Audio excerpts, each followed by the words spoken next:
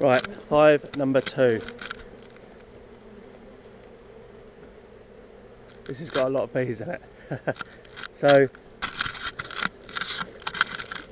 last week I spoke about trying to get the queen to come up to here, or to get the bees, should I say, come up to here and start building all the honeycomb ready for the queen to lay. So I haven't been able to find the queen again in this hive, but there's lots of pollen going in. See all the pollen? I've done lots of pollen going in. It's like a kind of lighter yellow, different pollen forage from the other hives. So they've found a different source. But what they have done, they've drawn out these frames, and they've also so the queen, who I can't find, the queen who I can't find, she's come up here, which is great, which I like to say is my first time doing it. And she's laid in, say, about 8 of these frames, laid eggs. So this hive's getting bigger and bigger all the time. I'm tempted to even put another super up, because they've started to store in here as well, which is not really what I wanted. So I might put another super on this,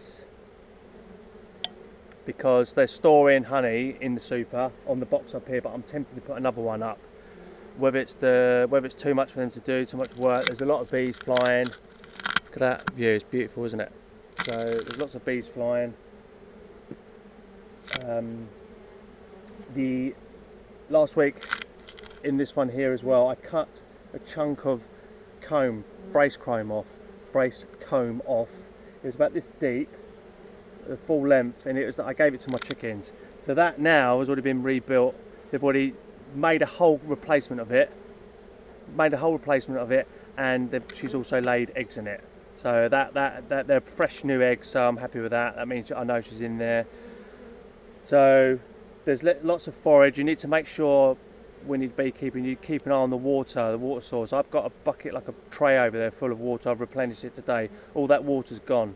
I understand it's been warm and sunny, but they'll literally go to that relentlessly and just fill up with water, because they need water to build their comb and to survive and obviously to keep the whole colony hydrated. So this is good. So anyway, so there's lots of eggs in here. None of it's capped. There's honey up here, but they've stored it around the edge, like a kind of rainbow shape around the edge of all the eggs. So that effectively the shape of the brood colony is sort of shaped like this, like a sort of melon shaped.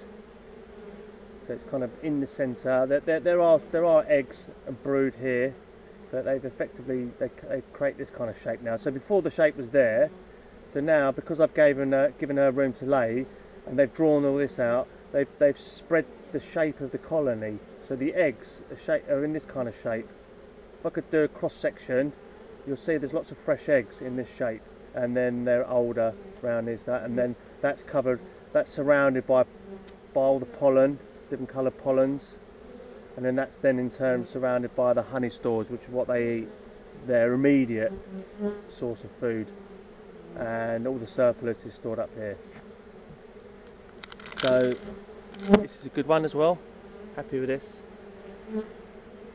Haven't seen the queen, as I've just said, but there was no practice cups, no queen cells. The only one I've seen in today is the top bar. So I will come back up tomorrow and prep that one for splitting. Okay, so this is week 4 over and done with.